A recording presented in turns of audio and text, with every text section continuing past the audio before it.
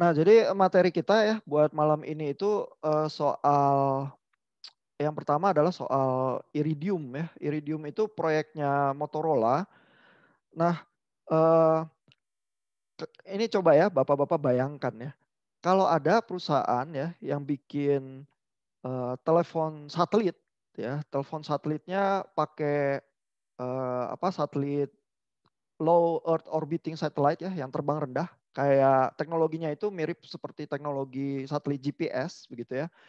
Jadi harus ada puluhan satelit mengorbit di atas bumi gitu ya. Lalu satelit-satelit itu berfungsinya jadi BTS ya, sehingga di bumi bisa ada handphone yang BTS-nya itu koneksinya ke satelit ya, sehingga bisa melakukan telepon bukan dengan BTS yang tertancap di bumi, melainkan lewat satelit yang ada di ruang angkasa itu ya, sehingga dimanapun kita technically berada, kita tuh bisa menelpon ya, mau di gurun pasir, nggak ada BTS di mana-mana, mau di tengah samudra, mau di tengah hutan belantara begitu ya, mau di kutub begitu ya, selalu bisa menelpon ya. Dan mungkin biayanya lebih mahal sedikit ya, atau lebih mahal banyak dari telepon biasa ya. Tapi kan ada ya orang-orang yang bisnismen atau apa, mungkin ada di yasnya di tengah laut mau menelpon begitu ya, dia bisa melakukan panggilan telepon apapun begitu ya.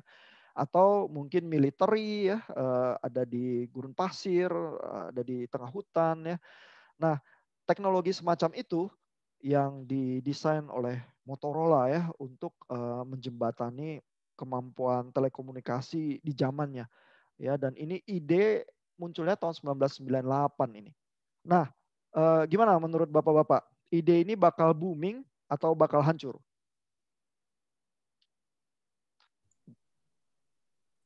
Boleh kasih pendapat nggak, Pak? Boleh dong. Kalau saya kan sudah baca yang Bapak kasih materinya, Pak. Itu masalahnya itu teknologinya itu visinya itu teknologi itu mereka kembangkan selama 11 tahun, Pak. Jadi itu kalau nggak salah itu idenya muncul kan sekitar akhir tahun 80-an. Berarti kira-kira kalau nggak salah 87. Soalnya kan perkembangannya 11 tahun. Sebelum dia muncul tahun 98. Itu di tahun segitu itu kalau berdasarkan materi ini kan waktu itu kan sebelumnya kan itu teknologi seluler kan masih masih bisa dibilang teknologi masih terbelakang banget, Pak.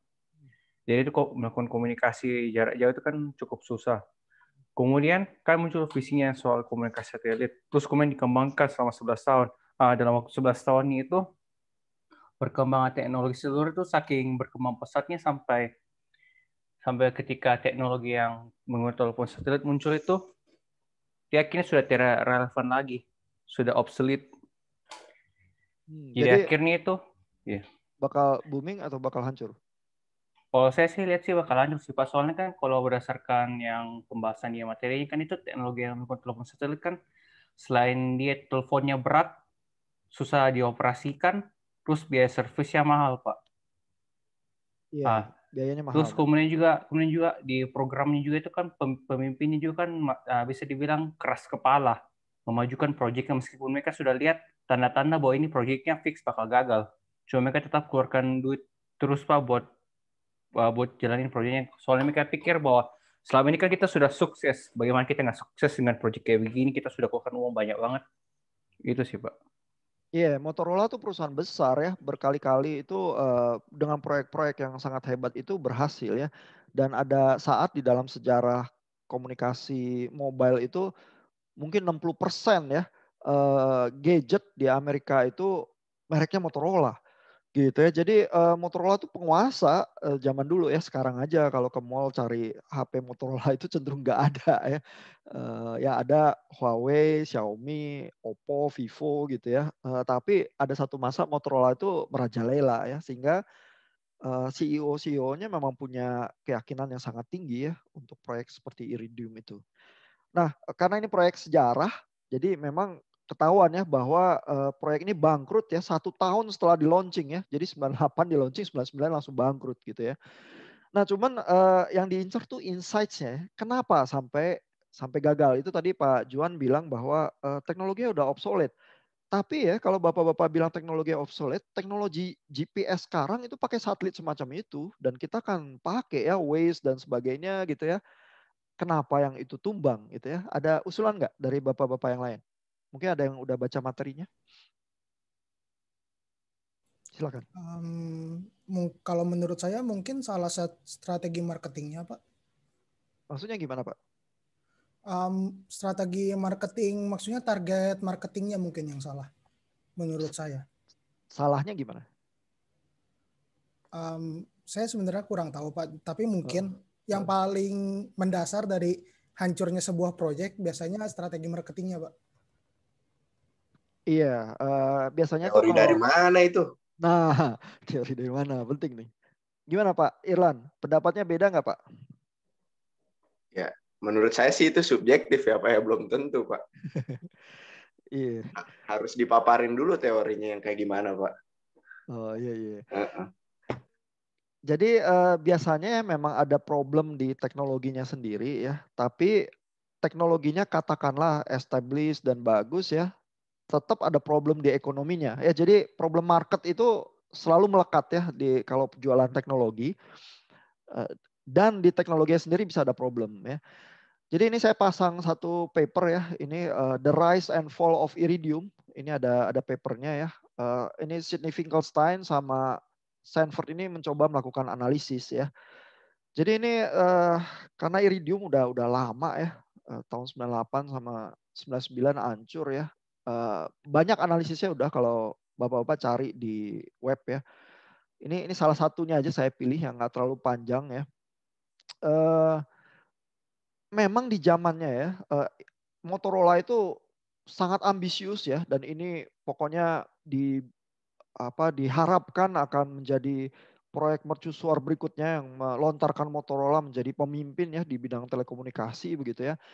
Tapi problem-problemnya adalah beberapa yang teknikal ya yang sangat mencolok ya. Misalnya adalah teknologi semacam GPS itu yang pakai satelit ya. Itu tuh harus line of sight ya. Jadi GPS kita kan harus lihat langit ya. Kalau ketutupan pohon atau di bawah jembatan atau apa, GPS kita langsung nggak jalan kan. Nah, itu problem teknologi yang cukup besar ya, yang diignore oleh Motorola begitu ya, karena mereka merasa pasti nanti ada pasarnya yang bakal ini ya. Ini ada pembahasannya sebentar. Ini ya, reasons for Iridium's collapse ya.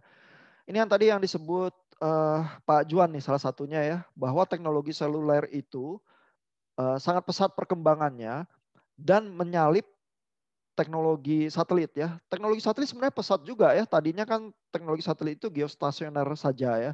Yang seperti low earth orbiting satellite itu agak baru itu karena satelitnya harus banyak ya. Iridium ini 66 satelitnya terbang di atas, terus harus bisa handover ya antara satelit yang satu pindahin komunikasinya kalau dia udah lewat di atas kepala begitu ya. Itu perlu teknik yang lebih sulit ya untuk zamannya begitu ya. Nah, tapi persoalan pemakaiannya adalah kalau seluler nggak usah line of sight ya di dalam gedung, sinyal radio itu bisa ya nembus tembok, nembus jendela masuk gitu ya. Tapi kalau pakai iridium, maka kalau orang mau nelpon ya, misalnya bos lagi meeting gitu ya, dia harus ke jendela terus sodorin ininya teleponnya keluar jendela gitu ya. Itu kan nggak bagus ya ini ya. Iridium's technological limitations misalnya di bagian paper ini ya, di dalam buildings, urban areas malah nggak bisa ya inside moving cars juga masih kesulitan begitu ya karena harus line of sight begitu ya. Jadi harus lihat langit terbuka dengan jelas gitu ya kalau mau melakukan komunikasi. Nah, ini kesulitan yang besar ya. Lalu harga satu telepon itu yang segede batu bata ya itu $3.000. Jadi mahal banget ya. Puluhan juta ya. Ya itu kalau sekarang sih ada sih ya handphone Samsung yang gede yang bisa dilipat itu juga bisa belasan puluhan juta ya. Tapi ini stupid phone nih ya zaman dulu cuma buat nelpon gitu doang harganya puluhan juta gitu ya. Which is sebenarnya buat zaman itu udah hebat tapi perkembangan seluler ini menawarkan alternatif yang lebih murah ya. Dan kebanyakan orang tuh nggak butuh ya nelpon di tengah samudra ya atau di tengah gurun pasir atau di tengah hutan gitu ya. Kebanyakan orang nggak perlu. Ya jadi mass marketnya butuhnya seluler yang biasa. Nah ini jualnya terlalu mahal. Plus mungkin semenit harganya untuk satu panggilan itu $3. Itu mahal juga. 10 menit udah $30 gitu ya. Jadi tahu-tahu ngomong 10 menit udah ratusan ribu yang harus dikeluarin gitu ya. Itu bisa buat kuota 1 bulan gitu ya misalnya ya. Jadi agak berabe ya dari segi harga ya. Jadi dari business wise penuh kesulitan. Secara teknologi ada kesulitannya juga yang karena ambisi bisnisnya terus diabaikan. Lalu di dalam paper ini juga ada problem ya bahwa itu ya di dalam Motorola ada dinamika pemimpin-pemimpinnya itu ya dan yang terlalu ambisius itu ya sehingga sinyal-sinyal bahaya itu ya bahwa ini teknologi sebenarnya ada kelemahan yang cukup signifikan gitu ya. Lalu harga jual cenderung terlalu tinggi begitu ya. Dan harga jual yang tinggi itu karena iridiumnya itu dipatok harus menghasilkan keuntungan yang sangat besar, harus disetor ke Motorola begitu ya. Jadi dari segi bisnis model ya, nggak memberikan keleluasaan untuk semacam startup itu untuk mulai kecil-kecilan.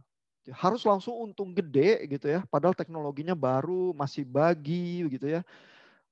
Dan ada kelemahan juga gitu ya. Nggak dikasih waktu awalan untuk berkembang sampai jauh lebih matang harus udah nyetor duit begitu ya. Nah itu karena pemimpin-pemimpinnya pada ambisius terus semua bilang iya terus terpaksa jalan ya. Itu sebab-sebab kejatuhan iridium cukup kompleks. Ada problem bisnisnya tapi ada problem ekonominya juga. Nah saya juga kasih beberapa artikel ya kalau bapak-bapak ingin mendalami lebih jauh ya. Ini ada dari Bill McIntosh ini di Independent. Judulnya Down to Earth Reasons for Iridium Failure. Ya, biasanya selalu muncul di dalam analisis itu adalah kelemahan teknologi itu sama positioning bisnisnya itu ya. Ternyata marketnya itu tidak seluas yang mereka bayangkan dan marketnya itu tergerus ya sama telekomunikasi seluler yang jauh lebih murah dan kebanyakan orang terpenuhi kebutuhannya ya. Lalu ini ada artikel yang lebih panjang di Chicago Magazine ya, What Happened to Motorola. Ini ada timeline juga ya masa-masa kejayaan Motorola itu seperti apa ya waktu mereka mengembangkan teknologi komunikasi seluler ya. Jadi ini artikel yang cukup menarik ya untuk diikuti ya. Agak panjang juga ya. Tapi ada kurva-kurva dan peta-peta perkembangan perusahaannya yang cukup menarik ya kalau bapak-bapak tertarik untuk melihat perusahaan bangkai masa lalu yang pernah mencicipi zaman keemasan gitu ya. Ini silakan dibaca agak panjang. Saya lagi cari mau lihat gambar timeline perusahaan ini.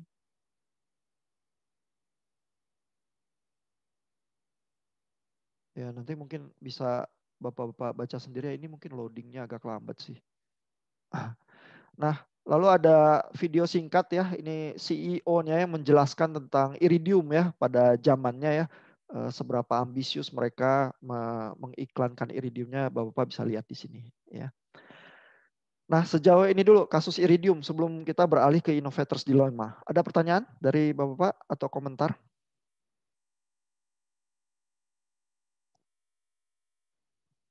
Pak, bertanya Pak, tapi ini sedikit menjurus, ada keluar dari jalur sedikit ya Pak, boleh ya Pak? Silakan Pak. Waktu itu juga sempat, saya pernah dengar dari dosen saya juga, ada sempat isu juga di Indonesia masalah WiMAX dan ini ya Pak ya, telepon seluler ya Pak ya? Iya. Iya, itu apa ada hubungannya juga Pak dengan, ini kan masalah bisnis juga katanya yang saya dengar, Betul. dan juga hubungan politik Pak, padahal WiMAX itu kan sangat, saya dengar di Amerika cukup bagus ya WiMAX ya Pak ya. Sedangkan WiMAX itu kan wireless ini kan, wireless tapi jangkauannya cukup luas gitu. Dan kalau itu dikembangkan, menurut saya sendiri dipakai di Indonesia mungkin lebih murah kali ya WiMAX. Kalau seluler kan jelas bisa banyak operator juga yang menggunakan dan mahal gitu. Nah, apakah si WiMAX ini nggak jadi diterapkan di Indonesia, apakah karena unsur politik atau memang perdagangannya sendiri di Indonesia kurang menguntungkan atau gimana Pak? Iya, jadi WiMAX itu juga bisa dibilang bangkai sejarah ya. Di Amerika juga nggak pernah laku ya. WiMAX itu teknologinya ya, kalau dilihat isinya ya, itu OFDM. Itu adalah teknologi 4G itu. Sistem 4G kita teknologinya OFDM ya. Nah tapi WiMAX ya, berkembangnya itu bukan dari tradisi komunikasi seluler kayak GSM. WiMAX itu berkembangnya dari tradisi komunikasi seperti microwave gitu ya. Jadi WiMAX itu ujung-ujungnya ya adalah teknologi yang bisa wireless ya, tapi nggak punya backbone model seluler kayak GSM. Begitu ya, sehingga orang-orang yang mau mengadopsi teknologi WiMAX itu tuh nggak bisa backward compatible. Misalnya operator ya Telkomsel gitu ya, saya mau adopsi WiMAX gitu ya, dia nggak bisa pakai jaringan backbone GSM-nya ya, terus di ujungnya yang wireless dia tempelin WiMAX begitu saja dengan mudah gitu. Jadi dia harus bongkar semua ya, itu investasi besar ya. Terus WiMAX-nya cenderung ya kayak pulau-pulau gitu masih ya, karena belum terbiasa berpikir seperti pola seluler GSM ya. Nah kalau 3G, basically waktu zaman 3G itu teknologi yang diyakini orang pada saat itu CDMA ya, itu tuh berkembangnya di atas backbone teknologi seluler kayak GSM. Ya jadi sistem 3G yang masuk akhirnya mendunia kemana-mana, WCDMA itu ya, 3G juga yang di Indonesia, itu dari versi Eropa dan GSM juga keluarnya dari versi Eropa ya. Jadi backward compatibility-nya itu terjamin. Ya sehingga dari sisi bisnis ya si operator itu nggak usah bongkar semua jaringannya, ganti sistem WiMAX yang baru gitu ya. Itu investasi sangat besar, untungnya nggak masuk ya. Dan tahu-tahu mereka udah harus ganti lagi ke 4G gitu ya. Wah itu babak belur itu perusahaan. Makanya sekarang ya semua perusahaan itu ragu-ragu juga adopsi 5G ya. Yang ada Telkomsel doang. Karena Telkomsel raksasa satu-satunya yang di backup negara ya basically gitu ya. Jadi mereka doang yang berani. Indosat sama XL itu takut-takut gitu. Karena investnya mau seberapa. Ya terus abis itu mesti lelang frekuensi gitu ya. Harus beli itu, terus udah beli harus roll out ya teknologinya. Nah habis itu kalau nggak untung siapa yang tanggung babak belurnya gitu.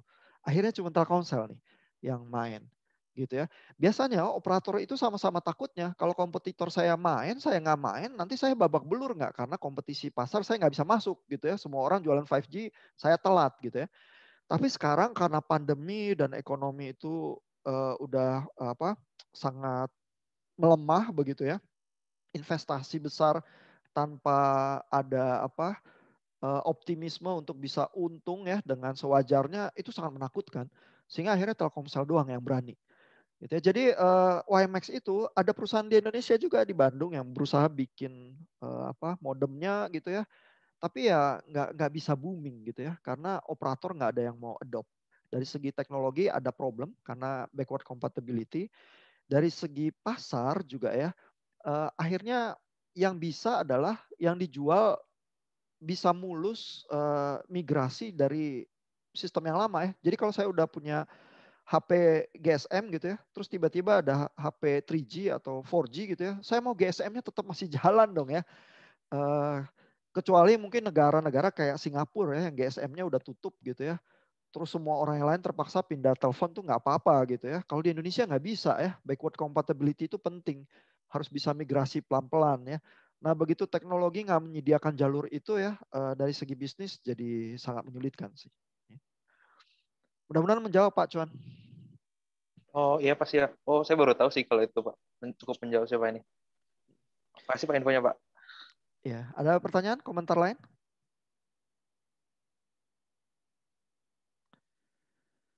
Ya, kalau enggak kita lanjut ya ke persoalan innovators dilema ya. Nah ini bukunya sangat terkenal ya, walaupun udah tua, tapi orang-orang seperti Steve Jobs atau Jeff Bezos dan lain sebagainya selalu baca ya buku ini. Profesor Clayton Christensen penulisnya tahun 2003 ya. Saya kasih kopian buku saya yang udah menguning di sini chapter 2 dan chapter 6. Tapi kebetulan saya nulis paper untuk seminar nasional ini berisi ringkasannya ya. Jadi kalau Bapak-Bapak mau baca dengan lebih cepat nangkep insights-nya ya, bisa baca papernya. Tapi kalau baca paper saya ini nggak puas ya, sebenarnya apa begitu ya si Clayton Christensen ini ya. Jangan-jangan si Pak Ihan ngawur gitu ya. Saya mau baca bukunya langsung. Nah silakan ya. Terus saya sediakan juga satu video ya singkat menerangkan tentang Innovator's Dilemma ya. Lalu Innovator's Dilemma ini bisa menggambarkan ya kenapa Kodak itu hancur. Padahal di lab Kodak itulah ditemukan digital fotografi sebenarnya. Tapi kok sekarang merek kamera digital itu kagak ada yang bagus yang merek Kodak ya. Adanya Canon atau Nikon gitu ya. Kenapa perusahaan yang besar itu malah cenderung hancur ya kalau diterpa sama teknologi yang disruptif ya. Motorola termasuk, salah satunya Nortel juga gitu ya. Nah ini ada beberapa artikel yang berusaha melakukan analisis kenapa perusahaan-perusahaan itu kandas gitu ya. Nah tapi ini teorinya ya, kita coba cerna sedikit ya. Ini papernya judulnya adalah Innovator's Dilemma, Gojek dan Universitas Online gitu ya. Jadi papernya menerangkan sedikit ya kenapa Kodak, Motorola dan Nokia ini jatuh ya. Motorola dan Nokia bukan tidak bisa ya bikin handphone Android, tapi sekarang kan kalau ke toko cari handphone Android juga bukan Motorola atau Nokia ya merek yang paling bagus ya. Jadi mereka diterpa juga dengan teknologi yang disruptif. Dan Clayton Christensen itu profesor dari Harvard itu bilang justru perusahaan besar itu yang bakal hancur duluan kalau kena teknologi baru. Bukan perusahaan yang lama ya, tapi kenapa gitu teorinya ya. Nah itu yang jadi interesting ya. Ini saya langsung masuk ke inti pembahasan teorinya ya. Bapak-bapak bisa baca papernya pelan-pelan ya. Dan ini bahasa Indonesia jadi lebih mudah dibaca ya. Nah ini ada paragraf ini ya. Secara sederhana, alasan mengapa perusahaan mengalami innovator's dilemma diringkas dalam tulisan berikut ya. The answers have to do with an essential flaw found in most companies. They can't easily change gears because doing so means dropping the focus on what has worked and brings in the money now for an unproven, untested, risky shift. Begitu ya. Jadi ini tulisan lain ya dari Galen yang merangkum pikirannya Clayton Christensen ini ya. Nah, di dalam bukunya si Clayton Christensen ini beroperasi ya, menemukan prinsip teori ini ya dengan melihat ini teknologi hard disk nih. Ya, jadi hard disk drive itu ya, kalau zaman dulu ya, ini tahun 70 sampai 90-an ya yang diobservasi oleh Christensen ya. Itu tuh bergerak ya dari hard disk yang lebih besar ukurannya ya 14 inch. Terus bergerak makin lama makin kecil ya, 8 inch, terus ada 5,25 inch begitu ya. Dan setiap teknologi ini ukurannya ya, itu punya pangsa pasarnya sendiri ya. Misalnya yang 14 inch dulu buat mainframe, itu komputer gede-gede gitu ya, yang buat perusahaan gede, bank dan lain sebagainya gitu ya. Lalu kan lama-lama komputer makin compact ya, karena IC itu kan kepadatannya itu menjadi 2 kali lipat setiap 18 bulan begitu ya. Jadi setiap 1,5 tahun ya makin padat bisa makin kecil komputer gitu ya. Sehingga lama-lama yang muncul adalah mini komputer. Nah mini komputer ini perlu ya karena lebih compact perlu hard disk drive yang lebih kecil ya. Jadi yang laku nanti adalah hard disk drive yang lebih kecil ini ya. Dan hard disk yang lebih kecil dari yang teknologi sebelumnya ya, biasanya mulainya kemampuannya dikit juga ya, kapasitasnya kecil. Ya misalnya yang 8 inch ini mulai jauh kalah dari yang 14 inch ya, karena kan dari segi ukuran juga lebih gede ya yang 14 inch ya. Tapi lama-lama ini nyalip ya, makin lama makin tinggi. Lalu sampai kepadatan tertentu yang ini 14 inch nggak bisa ngejar lagi nih. Ya ini akan melampaui ya teknologi yang lama ini. Sehingga akhirnya pasar mainframe ini akan didominasi oleh perusahaan yang berikutnya dengan teknologi yang baru. Tapi yang 8 inch ini lama-lama juga kesalip sama yang 5,25 inch. Begitu ya. Dan karena mulainya sih lebih jelek, tapi lama-lama makin bagus. Dan begitu udah makin bagus dan luar biasa bagus, yang 8 inch ini yang lama nggak bisa mengejar lagi. Karena si teknologi hard disk yang lebih kecil ini masuk ke market yang berbeda ya, market yang komputer yang lebih kecil. Ya, abis mini komputer nanti ada market di bawahnya lagi nih, personal computer. Begitu. Nanti ada market di bawahnya lagi nih, marketnya tablet, terus marketnya HP begitu ya. Jadi ini turun-turun terus sebenarnya, cuman sampai tahun 90-an ini baru di level mini komputer, terus nanti ada micro computer, terus personal computer begitu ya. Dan di setiap kali lompatan ini nanti perusahaan hard disk yang lain yang merajai ya, sehingga Christensen itu bilang ya, kenapa ya nggak perusahaan hard disk yang udah duluan ini terus menguasai pasar terus bisa menang melulu begitu, selalu ganti ya perusahaan yang baru ini yang dengan teknologi yang lain yang lebih kecil ya. Nah itu ya persoalannya adalah karena ini ada satu kutipan ya dari bukunya Clayton Christensen ya.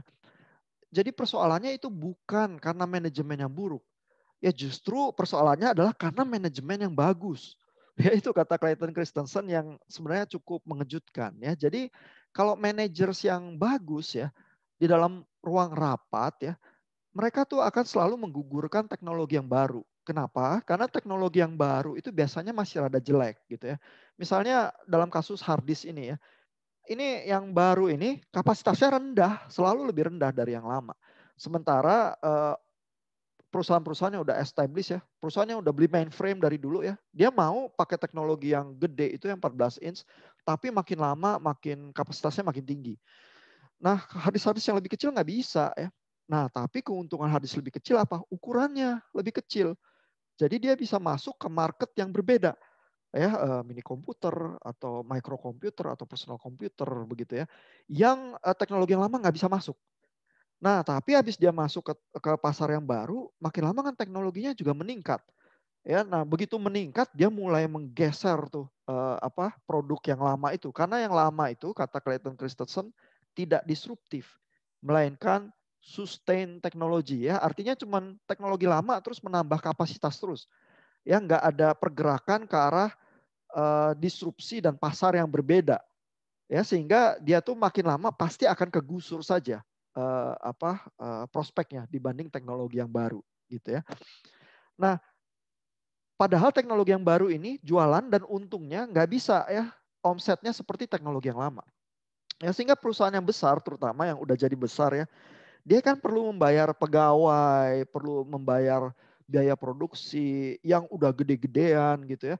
Kalau ini ada teknologi baru ya sangat hebat, agile gitu ya, tapi masih belum sempurna. Dijual pasarnya juga masih belum terlalu tahu, masih kecil ya. Keuntungannya nggak bisa banyak. Nah, sehingga kalau dirapatin gitu ya, di ruang-ruang rapat direksi gitu ya, nanti direksinya akan tanya, nih perusahaan kita besar nih, kayak Motorola gitu ya. Kamu punya proyek Iridium itu gitu hebat ya. Nah, tapi keuntungannya berapa? Yang bisa nutup nggak biaya operasi kita? Ya, terus orang yang baru startup dengan teknologi kecil itu bilang, ya kurang bisa sih karena kita masih ada teknologinya, masih ada keterbatasan ini tuh. Wah nggak bisa, kamu harus naikin ya omsetnya sampai level ini. Ya karena perusahaan besar yang kayak kita ini butuh omset segitu ya untuk sustain seluruh biaya operasinya. Sehingga akhirnya manajer yang logis, yang rasional, yang masuk akal akan menggugurkan teknologi baru itu.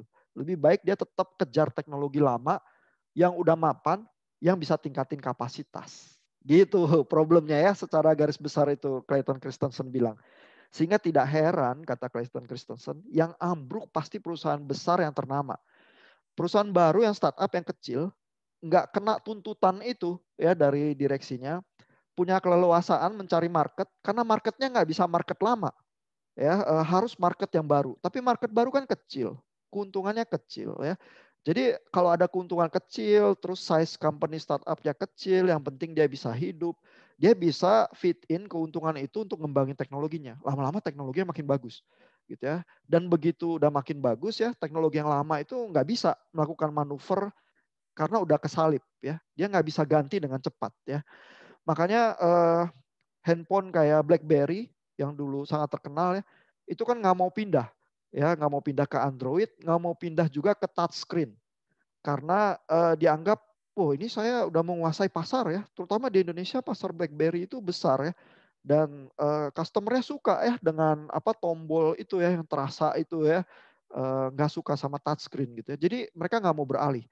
Ya, tapi begitu Android teknologinya makin hebat ya, touchscreen juga makin hebat, hampir semua HP mainnya gitu ya, BlackBerry nggak sempat lagi untuk manuver untuk pindah gitu ya, karena melakukan penguasaan teknologi itu kan butuh waktu juga ya.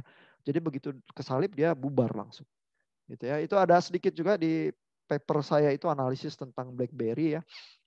Nah lalu di akhir papernya ya ada pertanyaan, misalnya universitas online kayak apa? Dan Gojek kayak apa gitu ya. Terus ada juga satu portal yang dulu mirip Facebook ya namanya Friendster, itu hancur begitu aja tuh. 2-3 tahun nggak sempat booming ya, langsung hancur terus terganti sama Facebook ya. Di situ ada analisisnya ya. Lalu ada tentang Gojek, karena Clayton Christensen itu membuat juga semacam analisis bahwa Uber itu bukan disruptive technology menurut dia. Uber itu katanya sustain technology ya. Jadi logika teori innovators dilemanya nggak bisa diterapkan kepada model Uber gitu ya. Tapi ada orang yang nggak setuju juga sama Christensen. Di paper ini ada analisisnya ya. Lalu ini di belakang ada percobaan menerapkan teorinya Christensen untuk berpikir soal kendaraan listrik dan universitas online ya. Apakah universitas online bisa booming begitu ya. Nah, untuk menutup kuliah kita malam ini, waktu kita udah habis ya. Saya ingin tanya beberapa hal ya. Misalnya, apakah Gojek itu bisa sukses dan booming ya? Atau misalnya yang setara dengan itu, misalnya Uber ya. Lalu apakah universitas online yang seperti Coursera ya, Coursera itu yang paling pertama kali tahun 2012 udah launching ya, itu juga bisa booming. Gimana pendapat Bapak?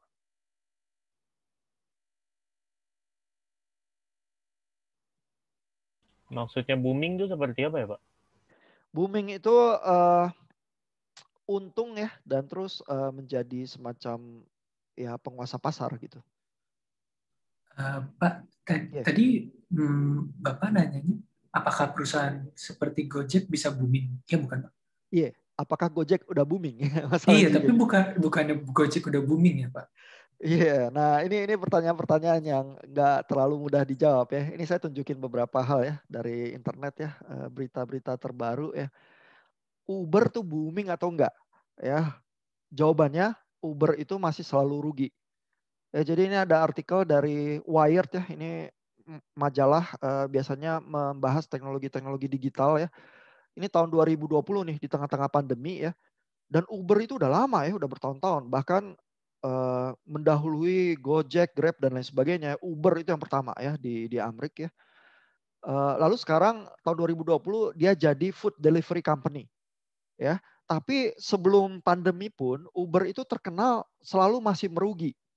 Begitu ya. Jadi kadang-kadang perusahaan startup itu ya yang dia jual adalah potensi untuk kapan-kapan untung. Begitu ya, sehingga dia mengundang investor untuk bakar uang ya. Tapi ini ada kerugiannya nih. Ini ada omset ya, kurva penghasilan, tapi yang dari rides ya sama yang dari delivery ya. Kelihatan pas udah pandemi ya, yang delivery ini berbalik ya. Buat food delivery ini naik, sedangkan yang rides ini turun ya, karena semua orang kan lockdown ya, mau di rumah ya. Nah tapi masalahnya adalah itu tidak membuat Uber tuh jadi untung. Begitu ya, mana ya ada kurva kerugiannya enggak ya? Ini ada sih pembahasan ya, berapa banyak dia masih, ini sahamnya masih jatuh ya. Loss-nya antara April sampai Juni itu masih 1,8 miliar dolar. Begitu ya, jadi masih terus merugi nih. Ya, sehingga pertanyaannya selalu yang sulit dijawab, apakah Gojek ya walaupun banyak yang pakai itu untung? Ya, kalau Uber ini yang udah bertahun-tahun lebih lama masih rugi, ada kemungkinan Gojek juga masih rugi sih. Ya, kalau kita mau tanya juga apakah OVO kayak gitu untung atau rugi ya? Waktu itu ketika sahamnya Lipo dilepas misalnya ya, ada berita di koran yang menyebutkan bahwa Bapak Mokhtar Yadi itu bilang sampai kapan bakar uang kita sanggup gitu ya. Beritanya bunyinya seperti itu. Ya, jadi banyak startup itu yang dijual adalah potensi. Yang penting subscribernya nambah, ada kurva subscriber terus-menerus yang bisa bertambah kelihatan ya, sehingga investor itu mau suntik uang uangnya itu buat dibakar. Karena kapan-kapan nanti perusahaannya jadi sangat besar dan keuntungannya jadi luar biasa besar karena kalau menguasai pasar. Gitu. Ya. Nah, ini soal online learning ya. Ini ada artikelnya juga di Forbes ya. Ini tahun 2020 juga nih. Belum gitu lama ya. Juni tahun lalu ya. Judulnya The Depressing and Disheartening News About MOOC. MOOC ini Massive Open Online Open Course ya. Ini yang paling terkenal sih Coursera ya. Nah ini diberitakan ya bahwa solusi yang semacam ini nggak take off ya. Padahal udah dari 2012 ini digembar-gemborkan di New York Times ya bahwa ini adalah the year of the massive online open course begitu ya. Tapi yang orang-orang pendidikan itu tahu ya adalah walaupun banyak sekali ya ribuan mungkin jutaan kali ya mahasiswa yang masuk ya. Tapi yang menyelesaikan course itu sedikit banget. Ya jadi ini tuh kayak MOOC ini menurut artikel di Forbes ini ya bukan education, melainkan education voyeurism. Jadi orang tuh kayak ngintip-ngintip aja, pengintip aja, ngintip gimana caranya belajar. Ya, pada kenyataannya ya, orang yang bisa belajar lewat MOOC ini adalah orang yang memang bisa baca, bisa mencerna tulisan, melakukan analisis, critical thinking, bisa belajar mandiri begitu ya. Orang-orang yang seperti itu yang bisa belajar lewat MOOC. Kebanyakan mahasiswa nggak bisa. Ya, makanya bapak-bapak kalau latihan di kuliah-kuliah di UPH beberapa kan ngerjain texting gitu ya. Itu sebenarnya latihan adalah bisa mencerna materi atau enggak. Kalau enggak ditolong ya. Sementara di ruang kuliah ditolong sih sedikit-sedikit gitu ya. Nah pada kenyataannya menurut artikel itu ya kebanyakan orang tetap nggak bisa gitu ya. Dan universitas itu kadang-kadang mencekoki kontennya tapi nggak mengajarkan gimana caranya mencerna materi. Jadi abis lulus ya tetap nggak bisa belajar sendiri sih sebenarnya gitu ya. Nah sehingga orang yang bisa belajar sendiri lewat MOOC itu adalah memang orang-orang yang punya skill baca dan skill critical thinking, skill analisis yang lebih tinggi. Sisanya nggak bisa. Makanya digital university yang semacam itu nggak pernah booming. Gitu analisisnya. Nah analisis yang lain yang mungkin bapak-bapak juga bisa kaget ya adalah ini Airbnb. Ya, Airbnb ini portal untuk menyewakan kamar di rumah ya kalau nggak dipakai ya untuk penginapan murah begitu ya. Ini laku keras nih sebelum pandemi. Ya, dan perusahaannya itu siap-siap go public ya waktu 2019, 2020. Ya, jadi ini ada revenue-nya ya, keuntungannya pemasukannya, lalu ini ada kerugiannya nih. Jadi bayangin ya perusahaan yang begitu pesat berkembangnya dan ini laku keras ya. Banyak sekali subscribernya yang suka gitu ya. Tapi ini masih rugi-rugi terus nih. Bahkan sampai 2019 masih rugi. Tapi kan keuntungannya ini ya meningkat terus dan dengan cukup tajam ya sehingga 2020 go public ya sahamnya dibuka bebas ya. Tapi 2020 juga pandemi menghajar ya habis-habisan.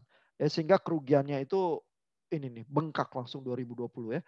Tapi masih masih go public tuh ya karena udah kepalang ya melakukan movement untuk go public ya.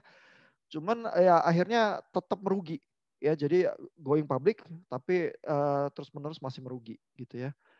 Nah sehingga bapak-bapak harus membayangkan ya startup ya model seperti Amazon itu butuh 10 tahun sampai untung dan akhirnya untungnya bukan karena jualan barang online ya melainkan hal yang lain ya nanti bapak-bapak bisa baca kali di waktu lagi kita bahas Amazon ya. Tapi itu mengejutkan orang ya. Sehingga pertanyaan-pertanyaannya tentu saja ya industri e-commerce ya seperti Tokopedia dan nomor 1 konon sekarang Shopee gitu ya. Apakah untung? Ya itu pertanyaan yang kadang sulit dijawab karena perusahaan-perusahaan besar yang kayaknya kata Pak Gordi tadi loh bukannya udah booming gitu ya. Pada kenyataannya masih merugi. Lantas bagaimana? Pak, yang tadi saya pertanyaan yang booming atau enggak, itu sebenarnya nyambung sama yang punya Gordi, Pak. Nah, maksud Bapak itu booming dalam artian apa, Pak? Kalau mungkin ada yang booming emang booming mau ngincer orang masuk pakai aplikasi dia atau booming untung, Mbak? Iya, jadi dua-duanya ya. Artinya kalau dia nggak ada yang mau make ya, ya udah jelas nggak bisa untung ya. Probabilitas untungnya parah ya. Tapi kalau dia banyak yang make ya, tapi dia merugi terus, apa dia sustain? Gitu ya, kapan-kapan hancur juga kali kalau investornya semua sadar kita bakar uang terus gitu ya, terus pada tarik diri ya, ya hancur juga dia tiba-tiba kan gitu ya. Eh, kecuali dia terus-menerus jual janji ya, dan sampai berapa lama ya investor itu ya udah 5 tahun lagi kali ya, atau 3 tahun lagi gitu ya, padahal dia udah invest 5 tahun merugi begitu ya. Nah, perusahaan-perusahaan kayak Apple gitu ya itu udah untung, Amazon sekarang udah untung ya, tapi mereka makan tahunan ya sampai untung ya. Facebook juga untung ya. Jadi harus booming itu adalah memang punya potensi untung karena harus sustain ya. Lalu juga ya harus ada yang pakai ya. Kalau nggak ada yang pakai sama sekali, gimana bisa untung gitu ya? Nggak bisa kecuali disubsidi negara gitu kali ya. Tapi kan nanti negaranya kapan-kapan begah kali ya melakukan subsidi terus. Mendingan dia subsidi bisnis lain ya yang bisa untung juga gitu ya. Gitu Pak. Oke, Pak. Ya jadi jawabannya tuh nggak gampang. Maka eh, proyek bisnis analisis bapak-bapak juga bisa penuh komplikasi ya. Paling sedikit jadi bapak-bapak udah dibekali dengan satu teori ya, innovators dilemma itu ya. Jadi kalau bilang perusahaan besar dia yang bakal maju terus booming gitu ya, ada kemungkinan besar salah menurut teorinya Clayton Christensen. Ya, nanti Bapak baca lagi ya detailnya dari materi-materi itu. Lihat juga ringkasan film di belakang ya. Saya menjelaskan mungkin lebih detail ya atau dengan nuansa yang lain gitu ya. Lalu coba melakukan bisnis analisisnya ya. Posting pertama ya pakai teori itu untuk memprediksi bisnis mana atau teknologi mana yang booming, yang mana yang enggak. Ya. Ada pertanyaan, komentar terakhir sebelum kita pisah? Udah sih, Pak, harusnya, Pak. Oke, thank you Bapak-Bapak. Selamat istirahat. Sampai ketemu di Learn dan minggu depan. Take care.